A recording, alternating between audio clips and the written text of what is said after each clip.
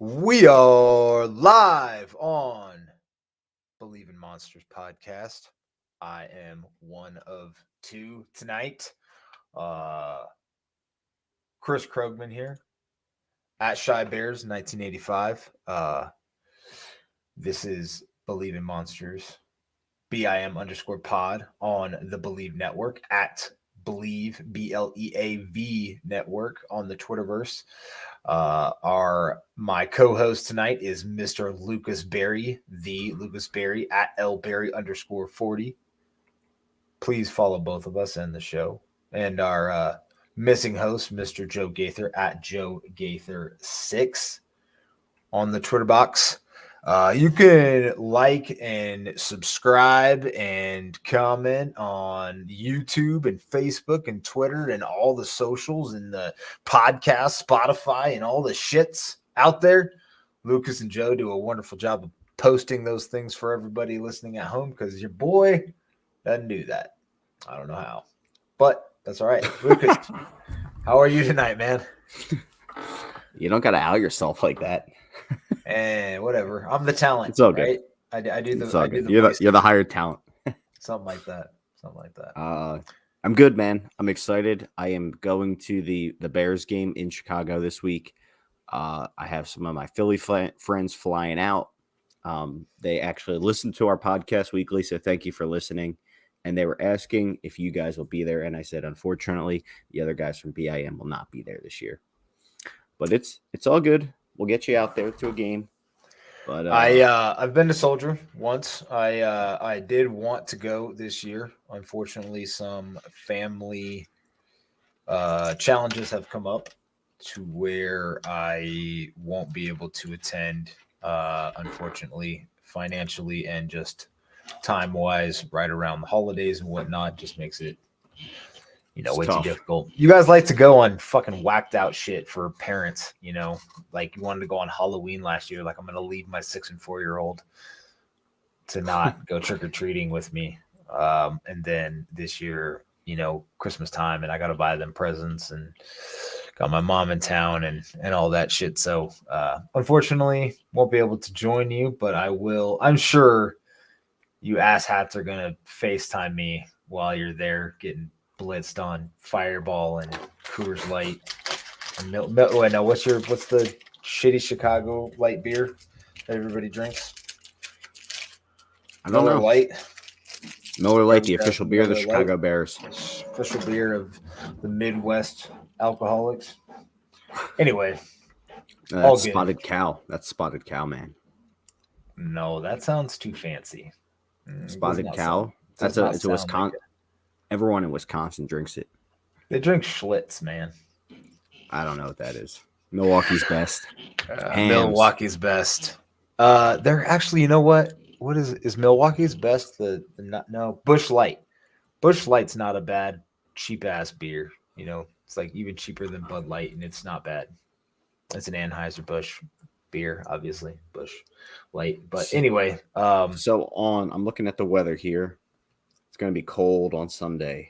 It is going to be 19 degrees as a low and a high of 29. So, yeah, I'm going to need a lot of Fireball to stay warm and just even be able to tolerate the game I'm about to see. You should get those hand warmers that you can break open and stick them all over your person. You know what I'm talking about? Yeah. Last time I went to a Bears game, actually, I brought little fireball shooters in my socks. I'm surprised they didn't get taken away, but were they the plastic bottle kind or like the little plastic ones? You can get those like pouches, those pocket. They're called pocket shots. I think is brand name is. So they're like plastic like envelope things, and they have like a little twist. You just twist them up, boom. And they slide into socks or coat pockets or whatever groin area if you want to, really hide it. All right. At that point, I'll just buy the drink inside the stadium if it gets that bad. I don't know, man. A fireball can keep your undercarriage nice and warm. But let's talk about the game last week, Lucas, because it was the least stressful I've been about any Bears week all season, as they were on a bye week. They had their finally had their bye week, and Lucas, you and I have talked about the Week 14 bye in the NFL and how So late. fucked up this is. So late in the season, and because of how the NFL restructured their season last year with having 18 weeks now and 17 games, it changes fantasy football, right? So now there's the playoffs are now weeks 15, 16, and 17 as opposed to 14, 15, 16. So week 14 now becomes pretty important if you're trying to make a playoff push. And, there's buys. And of course, there's buys every other or a lot of other weeks during the season. And I understand every game, is the game that you can miss or make the playoffs. But man, let's say you're a Justin Fields owner, right? And you were dog shit for the first, 4 to 6 weeks of the season, and then you picked up Justin Fields because he had a good week, and then he carried your ass to like 4, 5, 6 straight wins. That was me in Dynasty. He was so amazing. And then now week 14 comes along, and you're really about to make those playoffs. But guess what? Justin Fields ain't playing today. You have to play Tyler Huntley. You have to play, dude. Who did that? My brother-in-law did that. Yeah, no, I know someone who had a playoff chance, and their quarterback was on bye, and they played Huntley, and he got hurt. That was it. Yeah. Who was that cat that they had last year that torched us? Huntley. I thought Huntley was the dude that went to UCLA. I think he went to Utah, but no, Huntley torched us when Lamar was out. All right, well, whatever. I mean, I'll believe you, but that name doesn't sound familiar. I think you're thinking UCLA because the other week when we talked about the Bears getting a backup quarterback like Fields, you had suggested the UCLA quarterback. No, I know that. Listen, man, I might be twice your age, but I'm not like completely forgetful of where things happen. Well, we got torched by Huntley last year.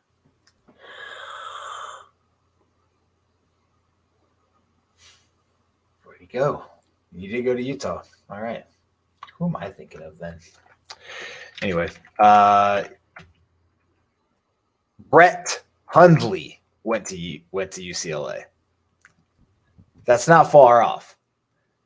Tyler Huntley, Brett Hundley. We're close. We're in the same vicinity. I see. Okay. That's fair.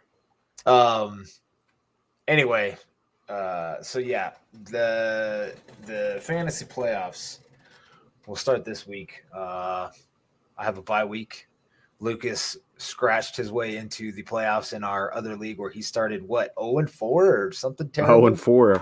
Yeah. Fucking unreal. Good for you, sir. Can be done, folks. Not by me, but that's okay. The guy in my one league last year won the championship, and he started 0-4. All you got to do is get in. Get in. What was it last year? It was like that dude from the Jets, Elijah Moore, carried people last year. Yeah, there's always that one guy at the end. Yeah. Anyway, we're here to talk Bears football since the Bears were on bye last week. Not a lot going on. I'm hoping. I mean, draft did you hear position. any draft position? Yeah, obviously is the big hot topic. Go ahead. The Rams won. I mean, Baker helped us out there on that. Oh, that was huge. What a game. That was a great game. And then to save ourselves from going down, instead of losing 2 spots, I mean, had the Rams would have lost, the Bears would have went down 2 spots to the number 4 seed. Rams win. Broncos lose a close one to the Chiefs. And their pick, which was traded to Seattle in the Russell Wilson trade, is now number 2. So Seattle sits at number 2. Oh, and I think they would be a threat for Jalen Carter, to be honest. He just seems like a Seahawk. Well, apparently he's lazy. So we, dude, Yeah, the rumors are churning already. Eberflus ain't gonna handle no lazy people. Oh, are you saying? No, I did see a report that says he has character issues, and I was like, that's fine. We can trade back and still get him. No, our boy Michael Gus said he plays lazy sometimes. Yeah, I've seen other people comment that he doesn't show up as often as you'd like for a guy that's that highly touted. Well, he's also rotational almost at Georgia, right? Like he doesn't play. All their linemen are. That's not, to me, that's not somebody that. Why would you not play him at least 80% of snaps? That doesn't make sense to me if he's that generational They did the same whatever. thing with Jordan Davis. He only played like 30% of the snaps there. I don't know why. It's just what Georgia does. I guess it works. They won last year, right? So whatever.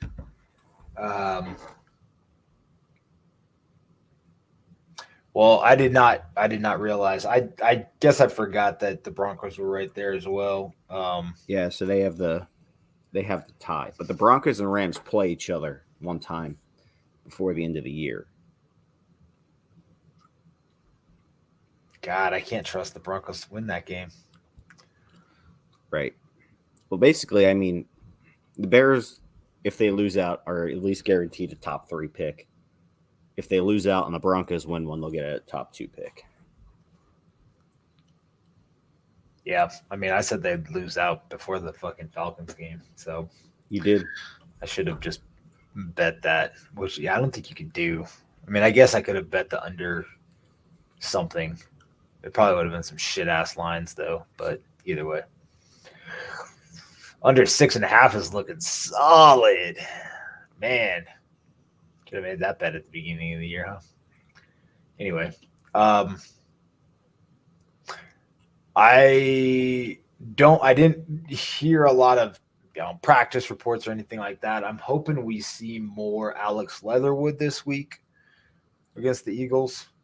I mean, there's no reason not to play him. It's another week of conditioning for him and learning the playbook, and he looks solid in last week's action. So it would be nice to see him again, versus a better team, better pass rush. I mean, the Packers pass rush isn't bad. Just a better team in general, a better defense, better players. See how he does. The Bears need to find out what they have in these last 4 games. Who is going to be brought back next year? Who on these short 1-year deals are going to be back here next year for this team? There's no reason for us to be playing, I don't know, Riley Reef, for example, if he's the same skill level as Leatherwood and he has no future here. No. We got to, I mean, just, do you give Velus Jones the offseason to learn how to catch punts, or do you just start pushing him out there now? Like Dante Pettis getting snaps is kind of pointless. I mean, they really need to figure out what they have in Trestan Ebner if he's going to be a thing. But like, it seems like Darrington Evans is getting more snaps now and is much better, honestly. Yeah, I'm not too concerned about the running back field. I think that's going to be all scrambled next year anyway. I mean, as for guys that I would specifically like to see in this game and beyond, we got Leatherwood. That was a good one. I mean, N'Keal Harry is a guy that I would like to see, get some more snaps,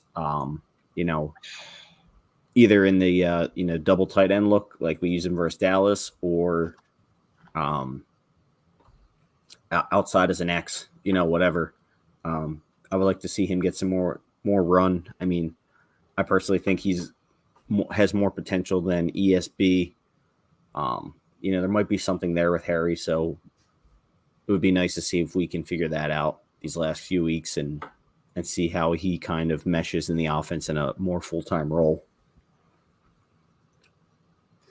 Yeah, so right now you got Claypool, St. Brown, Pettis, Harry Pringle, Jones Jr., and of course you have Monty on the shelf. Half these guys have to make. I mean, you gotta imagine it's Monty, Claypool, Jones, probably. I mean, I don't think they're going to cut a third rounder 1 year in, right? So those three are probably pretty locked in. Did you say Monty? That's not what I meant. Yeah, Montgomery. Armstrong. That's not what I meant though. I meant Mooney, but my eyes don't want to stay up, so my brain is now shutting off. So I did say Monty. So thank you, Lucas, for correcting me for the second time on the podcast. Brett Hundley and Tyler Hunt, whatever the fuck these kids' names are. Hey. Anyway, yeah. So that receiver kid, Mooney, he's guaranteed to come back. Chase, he's pretty good. Back. Yeah, he's not bad. He's so good. He plays running back and whatnot. And then Vilas is pretty much guaranteed to come back. Would you agree? Yes, but I would say with Vilas, he's not guaranteed a spot in the wide receiver room necessarily.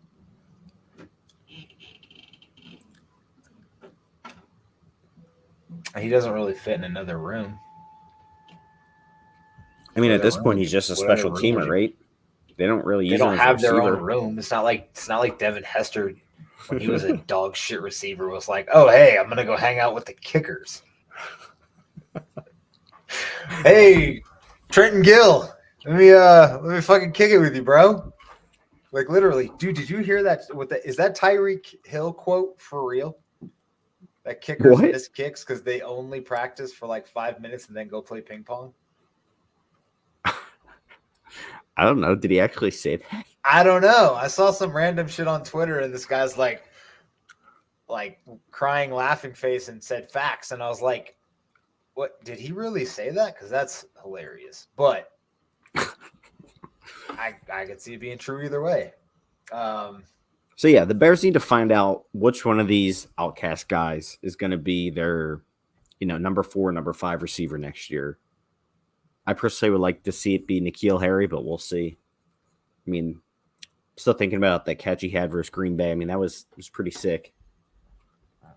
ESP had a nice catch as well.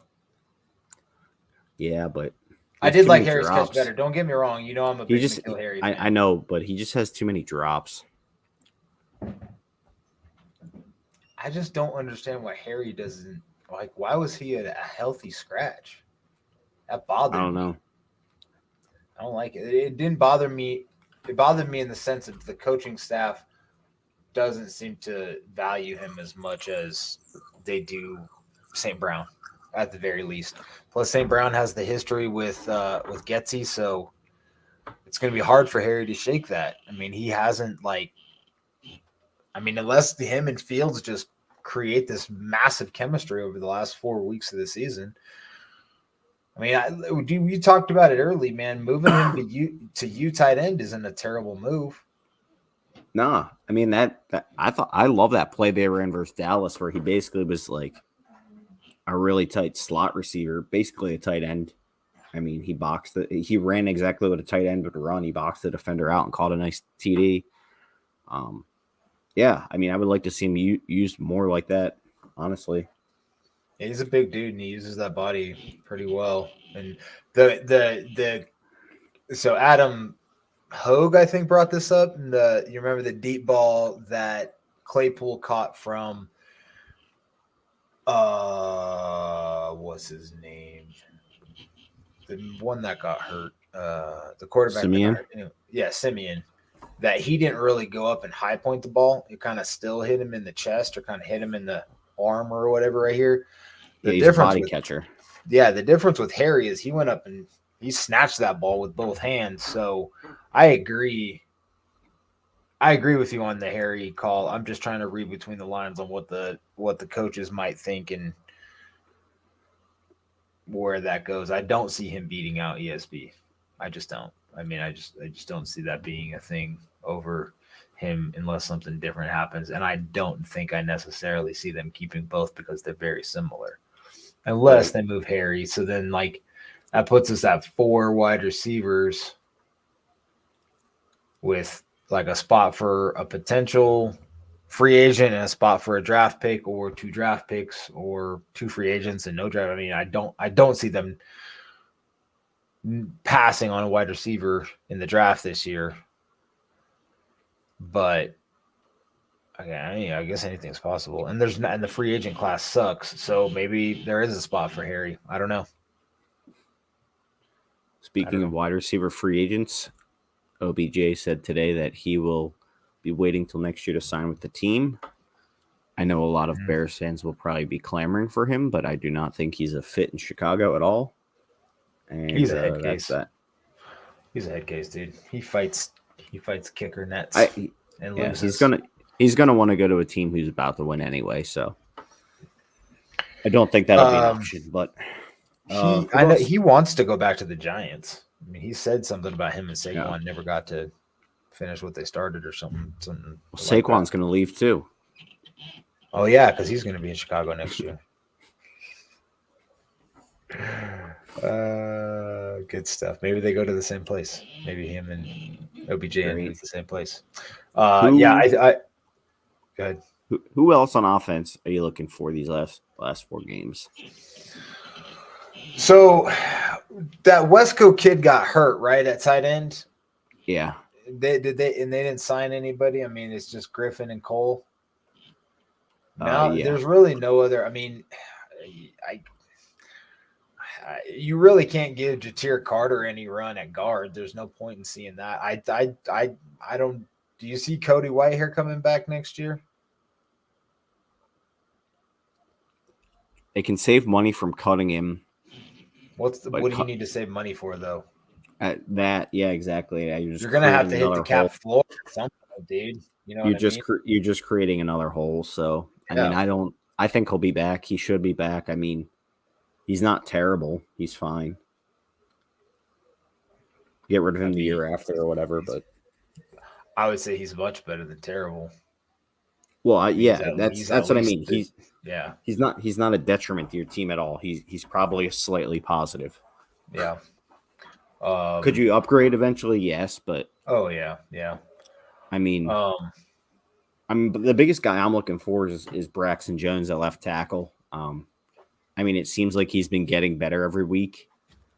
I still don't think he's a great pass blocker. You know, in my opinion, I think he's really, really good in the run game. I mean, he's always out there, as a lead blocker and just demolishing dudes.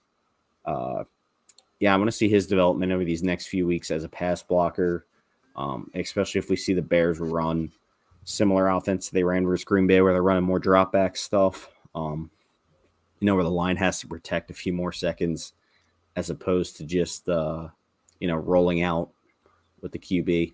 So Braxton Jones is a guy I will have my eyes on. Hopefully he is their long-term answer at left tackle. That would be nice if they didn't have to address that, but we'll see over the next 4 weeks. So if Braxton Jones is your left tackle, Cody Whitehair is your left guard, and Tevin Jenkins is your right guard, are you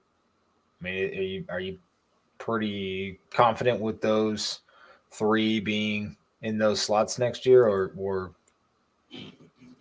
yeah? So then you're really only replacing center and right tackle. I mean, I think that's very doable. I don't know if there's any free agent centers out there. And then right tackle, I don't know. I know there's some options for sure. There's a few centers out there, veteran centers, but I also think this draft is a really good draft to get a center. And I think especially with like the pick the Bears got back from the Ravens, it's not going to be like they're at the top of the second round where they would have been had they kept their own pick in that Claypool trade. And I'm just saying that because like if they were at the top of that second round, maybe they take like a D-back or a wide receiver or something, but maybe later in the second, center's kind of, a better value pick at that point in the draft. So I think it makes a lot of sense for them to draft one this year to pair with Fields for the foreseeable future. That's a really good point. I mean the top center on everyone's board is this guy from Minnesota, John Michael Schmitz, I think his name is. I'm pretty sure he is a local Illinois kid, uh, big, just really, really good, um, really, really good center. And the position of center, I guess, has been kind of devalued in the draft. So, you can grab the top center on the board in that second round in most years. Yeah, I don't know, man. That I feel like that is it's up and down. I feel like the best center usually does go in the first round Well, or last year was very early Linderbaum. second. Yeah. Yeah, but the Cowboys took their stack that year they took that center. Is it Steven Fred? What's his name? Anyway, the year they took him, that was like he was a pretty high pick, like top 20. Yeah, I mean, I guess. Well, even then, if they're normally if a team takes a center in the first round, it's normally just one. I mean, it's not like these guys fly off the board too early. So, I Sure. think drafting a center makes sense just to get some younger legs up front, and then I would probably use spend a sizable amount of money on signing like a really solid caliber tackle or guard in free agency. I'm trying to find a good list. We're slamming that water, sir. Get after it. Oh yeah, Jack Conklin is the one everybody's pining for. I think Elton Jenkins makes the most sense. Yeah, but he's more a guard, right? And we just said Yeah, our guards are taken up. He could play guard or tackle. He can kick out to right tackle. I think that's a good play. That also brings up, I mean, not to go too far down this rabbit hole, but hypothetically, I mean, if the Bears do like Skoronski in the draft, the kid from Northwestern, he plays tackle there, but people say because of his arms, some teams might want to kick him inside at guard. I mean, they might like drafting a guy like that early because it'll give them a blue chip line prospect, but also a guy who's versatile at two positions. Where if, say, Braxton Jones doesn't pan out at left tackle, you have Skoronski on your roster who you could kick out there. Or if you want to replace Whitehair with him, you could probably put him at guard. I think that kind of going into this offseason, the Bears have a lot of versatility on what they can do with the amount of money and where their pick will land. A lot of things they can do. So, but I mean, as we're talking about, it'll be interesting to see who kind of solidifies themselves a spot for sure, next year because there's so much up for grabs.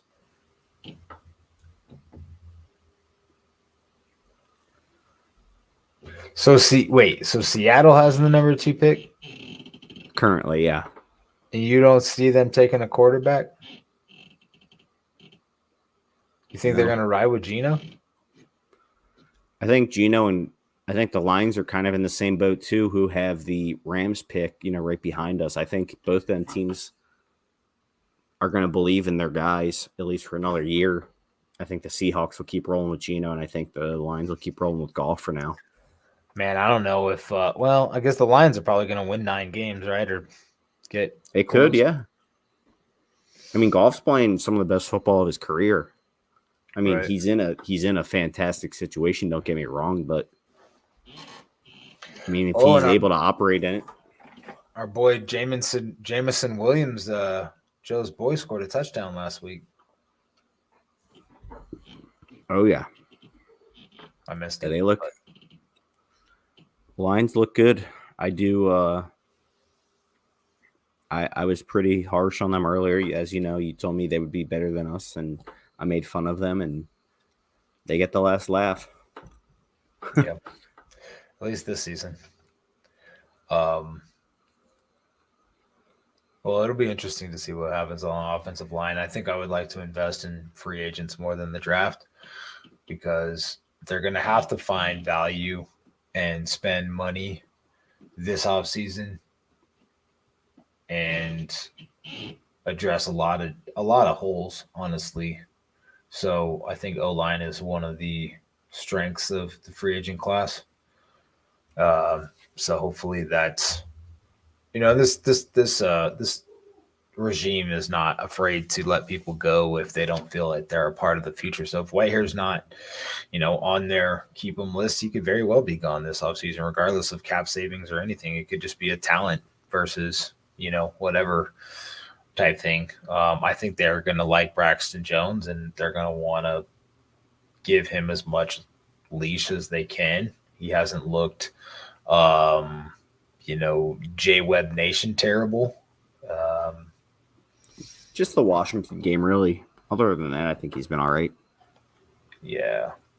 Marcus Sweat's a fucking beast, though. Yeah, he got there are some pass rushers in the free agency as we kind of dip over to the defensive side of the ball and who you want to see stay and go. And go ahead. I mean, I was just thinking about this when we were talking about all these guys on offense. I'm just like, defense, I don't even know because I don't want to watch this D line. They're not going to be here next year. I mean, I would at the secondary, I guess. The young secondary plus Sanborn are the guys worth watching. Right. That's about it, right? I mean, there's got to be.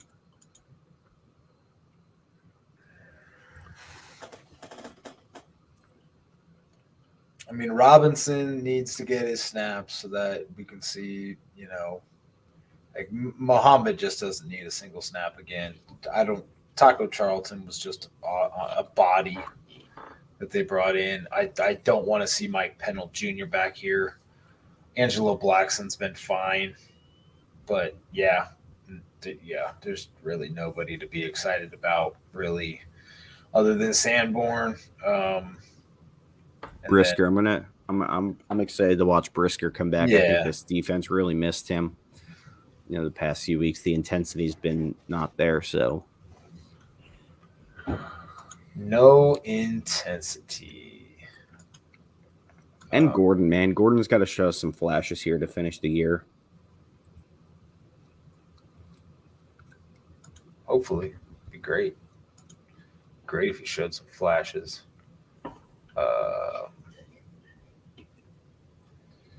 Yeah, man, there's some defensive talent out there. Marcus Davenport, Zach Gallen from Arizona, who's had like 6 sacks.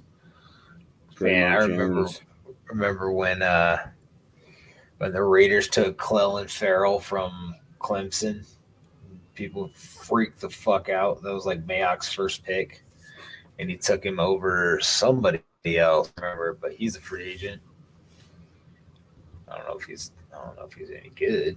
I don't think he is. But who did you say? Draymond Jones, D tackle for the Broncos. Jones. Yeah, he's listed as a D end here on Spot Track, but that's irrelevant. Poona Ford from Seattle.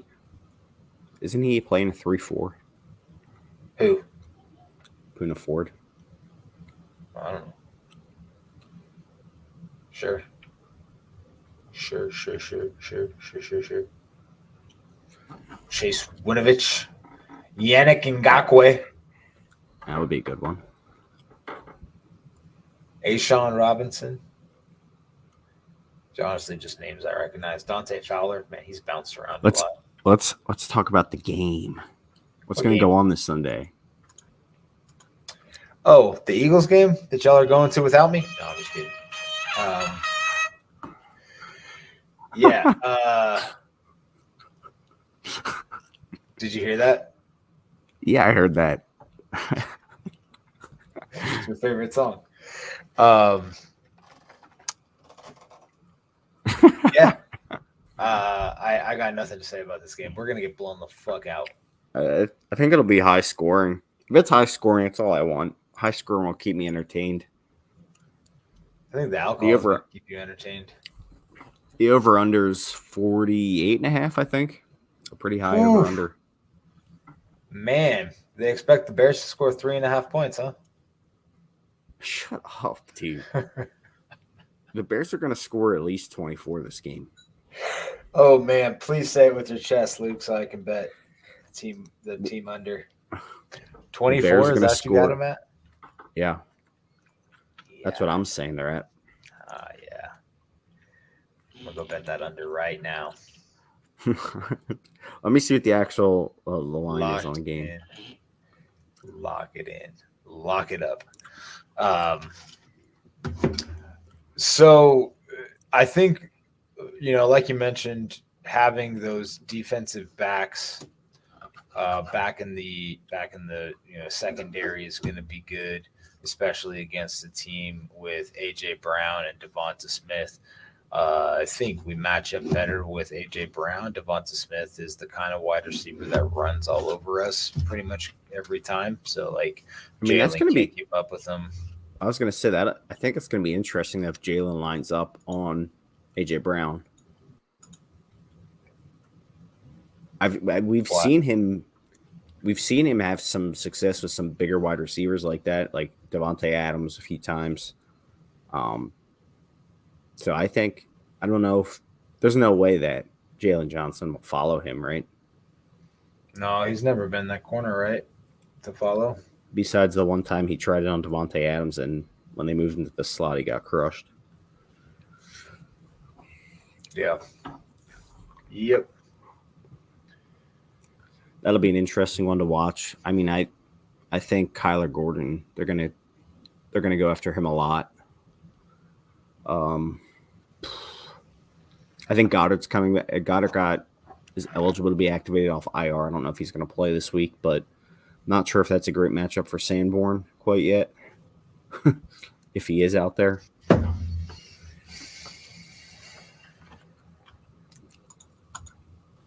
Did they release an injury report? They should have. But other than that, the Bears' lack of pass rush is going to, Jalen Hurts should just bring a tent because he's going to be camping in the backfield with the amount of pressure the Bears are going to be generating this game. He's going to what? Set up a tent? He could set up a tent and camp back there with the amount of non-pressure the Bears will generate this game. Maybe that's better versus a mobile quarterback. I don't even know.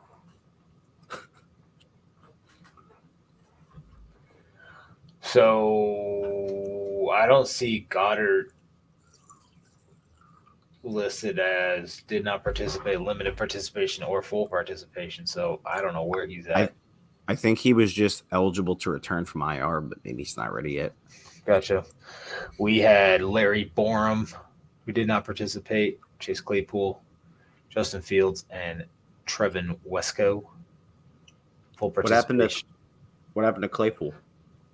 That knee injury last week.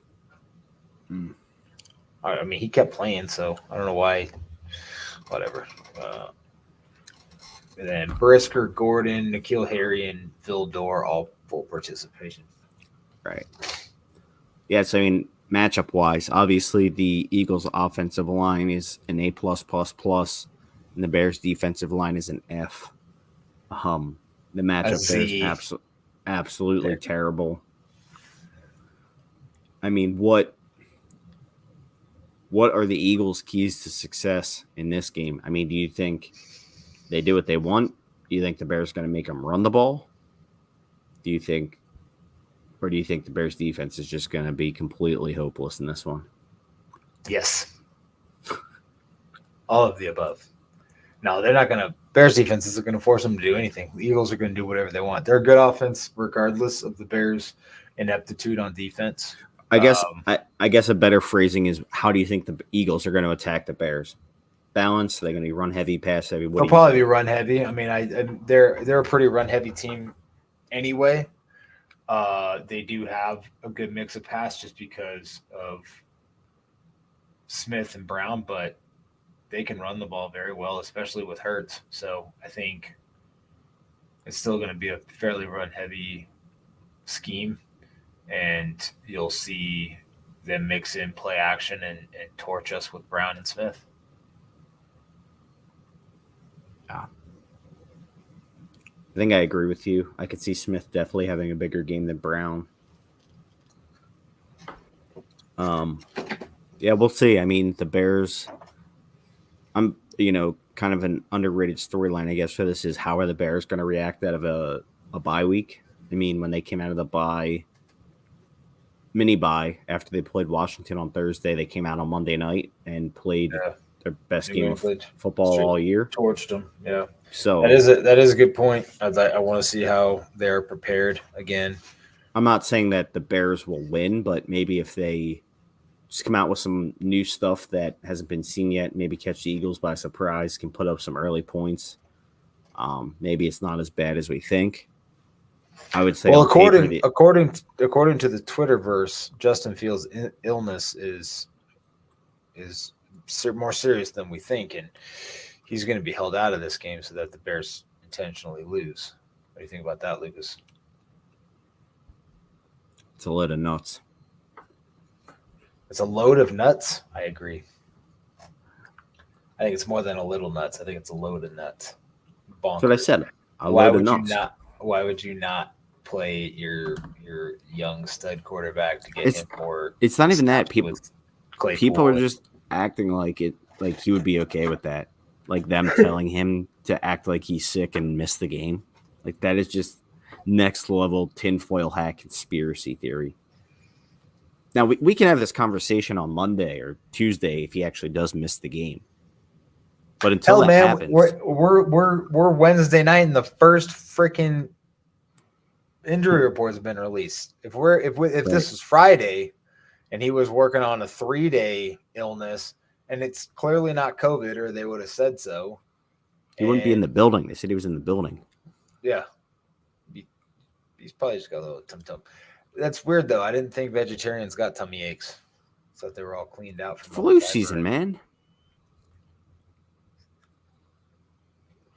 Did you ever see the Ravens injury report?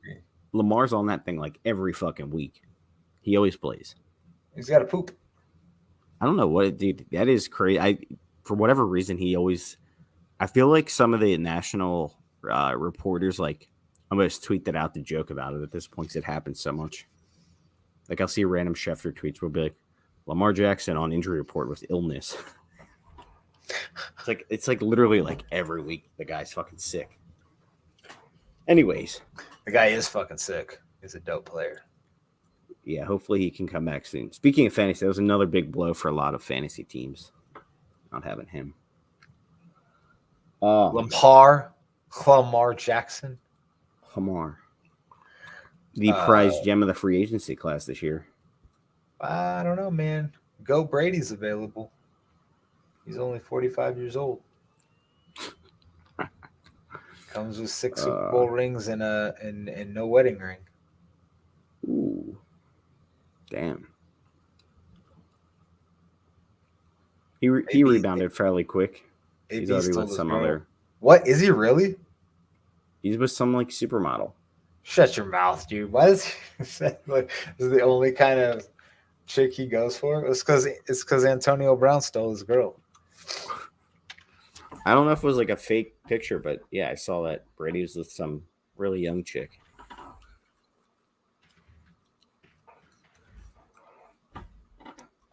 It's like odds checker has like odds on who his next girlfriend's gonna be. Wait, what? What are the odds, man? Alessandra Ambrosia at plus 800. This is a while ago. This is like 2 months ago. All right. Kendall Jenner at plus 1,000. Lindsey Vaughn, yeah, that's a good one. Plus 1,000. Tom Brady's rumored girlfriend, Veronica Rajek. Oh, yeah. Veronica Rajek. Never heard of her. Oh, well, damn. No time to find her, though. I typed VER, and that's all it needed. Yeah, whoa. All right. Anyway, back to business here. The Bears offense. What can the Bears offense do to the Eagles defense? The Eagles will see. This is where I think the bad matchup comes into play because the Bears are obviously one of the better rushing teams in the league, and the Eagles' run defense is sick. Yeah, but Yeah. you can't put any run defense up against like a running quarterback. Like you Yeah. can't say, No, oh yeah, it'll be interesting. you know what I mean? Like just because a run defense is solid versus the run, it's usually because running backs, right? They don't really incorporate in rushing quarterbacks into that, you know, not statistic necessarily, but Well, that's I think they would be able to come up with running plays that could work. And what they need to do is work that drop back game like they did in Green Bay and get some big chunk plays. Claypool and yeah, and some big chunk plays. I mean, the best thing about Fields being running crazy for weeks on end was now that is all defensive coordinators are thinking about. And they once they start to mix in some more like almost run pass option where he's the run and he has the option to pass, they're going to be insanely difficult to defend. Yeah, and this is where it comes into play where we say the bye week, and what kind of new wrinkles will the Bears offense be able to put in this week that might be something the Eagles haven't seen yet and kind of catch them off guard, kind of right away. Yeah, wrinkles. Throw it deep. As Throw a it deep. whole, the Throw it Eagles to Monty out of the backfield, please. And I do really mean Monty this time. Eagles pass defense has only been giving up 178.7 a game. Oof. That Tough. is fucking good. Yeah. That is best in the league, actually. You give up 19.1 points and 100. Well, they give up 118 on the ground, so I guess their run defense is slightly worse than their pass defense. What's that ranked? Middle of the pack. Really? Seems. Well, I guess that kind of seems low. But Yeah, it's like right in the middle of the league. But they basically have the league best pass defense. So, yeah, I don't know. I mean, like you said, it is always different when you play a mobile quarterback. I don't know how many mobile quarterbacks the Eagles have played this year. We'll Daniel see. Jones. Yeah, Danny Dimes. Danny Wheels, baby. He hasn't played anyone like Fields. Dak. Yeah. Dak coming back from injury, and they played the backup. They played the backup, didn't they? Cooper Rush knows how to rush the ball, though. It was Cooper Rush. That's who it was. Whatever. I'm just trying to think who's in their division that's mobile. What are the offensive keys, Chris? Offensive keys. For the What are the Bears going to do to the? Yeah, what are they going to do to score on the Eagles? Kick field goals. Cairo Santos. Kick one field goal the whole day and punt the rest of the time. I don't think they're going to have a good game. Coming out of the bye is going to be it does add a good wrinkle, like you're saying, and like we've talked about a little bit before, is how this coaching staff prepares for games in general, and then especially coming out of the bye week and stuff, which that mini bye, they look great. So it's going to be super interesting coming out of this one. Even the short week on the backside of that was pretty solid, wasn't it? Who'd they play after New England? Was that Dallas? Yeah. I mean, They look pretty good there too. So preparation on the short week. Like, what are your thoughts on this coaching staff as a whole? Would you, a lot of fans out there were pining and still kind of are for Brian Daboll. And the Giants started out very good, even though their offense wasn't shit and their defense was playing lights out. Doug Peterson in Jacksonville, I know is one of your still, favorite coaches in the league that was, hired in this offseason cycle. But how do you think the Bears have fared with Eberflus and gang? Eberflus.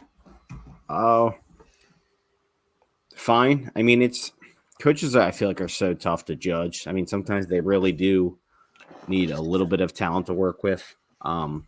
Sometimes they have a really good first year and can't, keep making adjustments. I think Eberflus has really had his ups and downs this year. I really like him as a person. I like his philosophies and what he stands for. Just really interested to see what will happen kind of next year when they get him some more talent. I think overall I'm a little bit more disappointed in the defense than I thought I would be. I know I always say this. I preface it by saying, yes, their defense has no talent, but I did think he'd be able to elevate that unit a little bit more. On the flip side of that, I also believe he's helped the offense because he did say he's a CEO type coach. So I will give him credit for the offensive turnaround and bringing Getsy on. Mm-hmm. So just a mixed bag. I think he's all right. We'll see kind of moving forward what it's about when he really has a team to work with. Yeah, I think they've done well, honestly, for what they have in the building, and this being a full teardown. So we'll see. I think Getsy was the real prize. Alan Williams leaves a lot to be desired. So hopefully that situation is only talent based and not really on Williams, but we'll see. This offseason will be interesting with coaching changes. Obviously, the Panthers already moved on from Rule. A lot of people here in Denver think that Hackett's going to be one and done.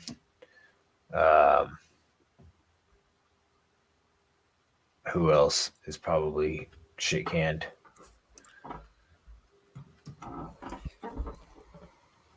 Well, shit, probably dude, it for now. Well, the Colts. We'll see what the Colts do. I don't know. Saturday is probably not going to be the guy. Yeah, probably not. I thought there was one more that.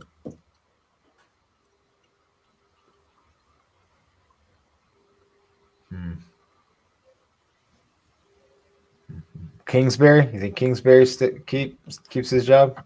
Yeah. I think he'll get canned. Oh, you think he'll get canned? Oh, yeah. Yeah. That's a terrible organization. Well, yeah, their ownership has been trash for its entire existence. Right. The bid will suck. We think we have it bad. We do not have it as bad as they do. But anyway, predictions. I think the Bears get absolutely demolished. I jokingly told you 45-10 before we got going. Over under is at 48.5. You said. I think it's legitimately like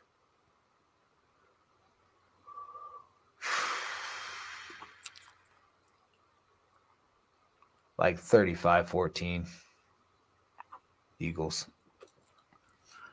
I'm going 29-23 Eagles. I think the Bears are going to put up points and hang with them for most of the game, and they'll slowly kind of lose it, fall apart at the seams in the fourth like they always do. But I do think they'll be able to put up some points. I think this is going to be a good game to watch for the quarterbacks. I think they're going to go back, back and forth a little bit. Hurts and Fields. So 29-23 is my prediction. Maybe I'm just 23. Maybe I'm wishing it into existence because I'm going to the game, but I'll take the over on that, on the game overall. Over 48.5. 48.5. Bears. What's the spread? 9.5. So Bears cover. Bears are one of the best teams ATS this year, right? Not sure. I know the Falcons were like undefeated for a while against the spread, but feel like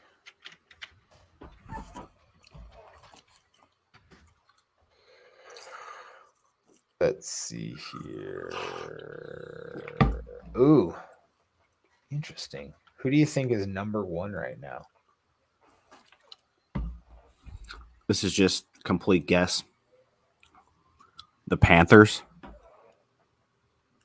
No, they're above 500, but not. The Bears are terrible against the spread, as it were. We're 4-8, absolutely awful.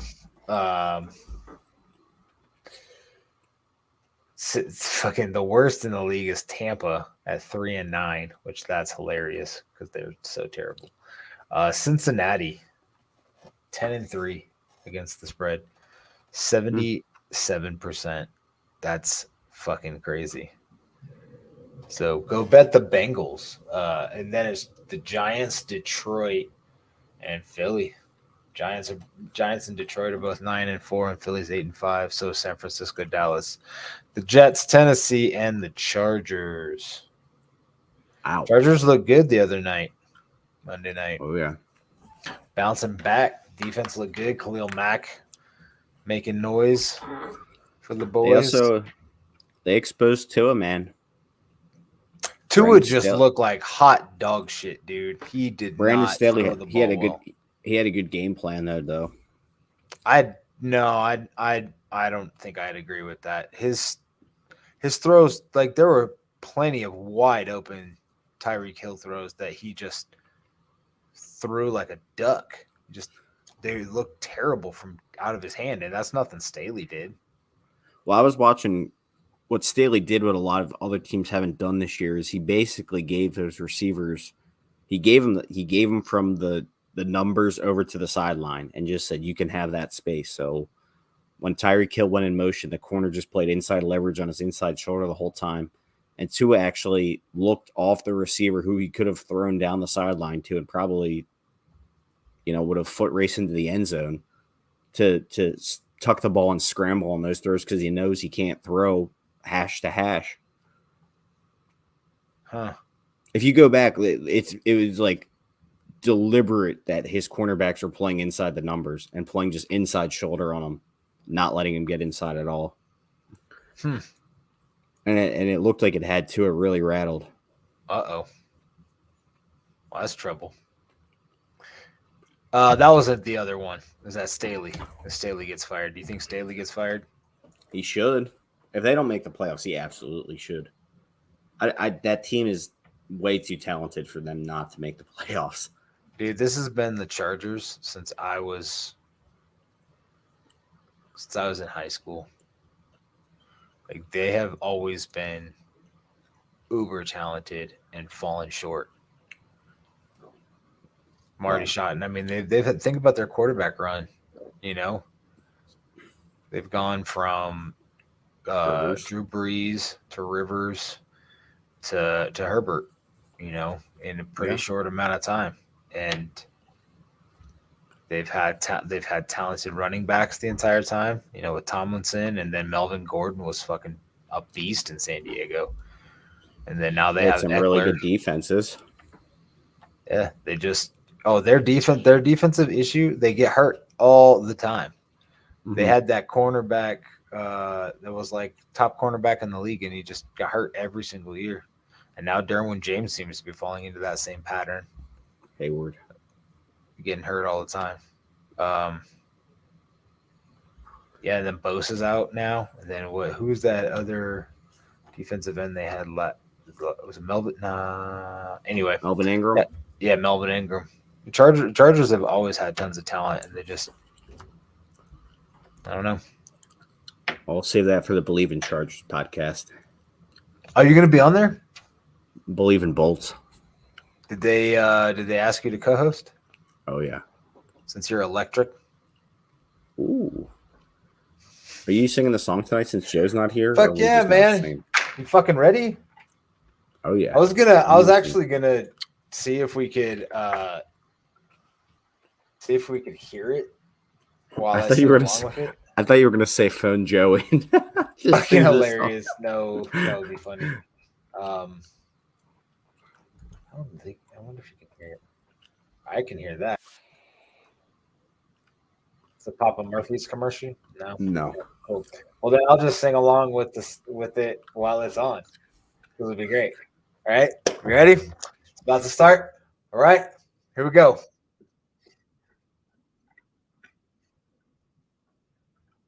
Bear down, Chicago Bears, and let them know we're the way to victory. Bear down, Chicago Bears. Fight with the might so fearlessly. Never forget the way you thrilled the nation with your thief formation. Bear down, Chicago Bears, and let them know why you're wearing the crown. You're the pride and joy of the North Chicago Bears. Bear down. Terrible. It's all right. Your mic started cutting in and out there at the end. It was getting worse.